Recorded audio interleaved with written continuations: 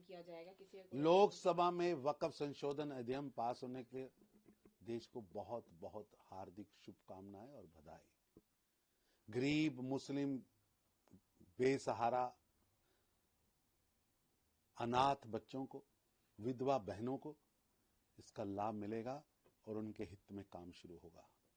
राज्यसभा में भी अधिनियम पारित होकर कानून बनेगा और देश के गरीब मुस्लिमों को, मुस्लिम बहनों को, मुस्लिम बच्चों को नया सवेरा मिलेगा। लेकिन विपक्ष और राहुल गांधी जैसे, ओवैसी जैसे नेता सिर्फ मुस्लिम समाज को भ्रमित करने का, भ्रम पैदा करने का आर्टिफिशियल फेयर पैदा कर रहे हैं। Artificial fair. यहां कहीं भी किसी भी धर्म की धार्मिक कार्यों में हस्तक्षेप नहीं है।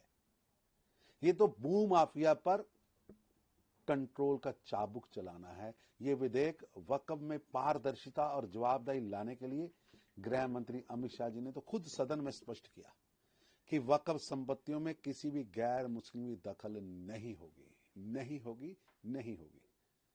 दशकों से वक्फ बोर्ड के नाम पर करोड़ों की जमीनों की लूट की दुकान चलाई जा रही है। 100 साल तक लीज दी जाती है, नहीं जी सौदेबाजी की जाती है, अंडर दी टेबल पैसा दिया जाता है। जो पैसा गरीब महिलाओं के लिए, विधवा बहनों के लिए, स्कूलों के लिए जाना चाहिए, वो पैसा नेताओं की जेब में जा रहा है और लुटेरों की पॉकेट भरी जा रही है। कांग्रेस और सपा की बयानबाजी सिर्फ तुष्टीकरण की राजनीति है। अब हर वक्फ सौदे का रजिस्ट्रेशन होगा, रिकॉर्ड और सार्वजनिक निरीक्षण होगा। वक्फ संपत्तियों से होने वाली कमाई उपयोगी शिक्षा, स्कॉलरशिप, स्वास्थ्य सुविधा और रोजगार कार्यक्रमों के लिए लगेगी और गरीबों का, बेसहारा विधवा महिलाओं का, अनाथ बेसहारा बच्चों का भला हो पाएगा।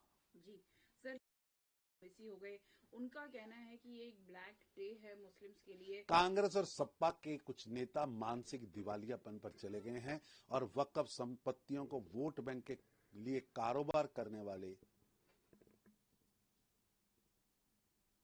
भू माफिया और भू लुटेरों के साथ मिलकर कठपुतली की तरह काम कर रहे हैं। वक्फ बोर्ड को अपनी पार्टी के कार्यकर्ताओं से भरकर उन्हें रियल स्टेट कब्जा एजेंसी की तरह इन लोगों ने चलाया। अब जब नरेंद्र मोदी जी की सरकार जवाबदेही ला रही है, जमीनों का रिकॉर्ड रखना चाह रही है, जमीनों का प्रयोग गरीबों के लिए करवाना चाह रही है, तो इन दलों के नीचे से जमीन खिसक रही है।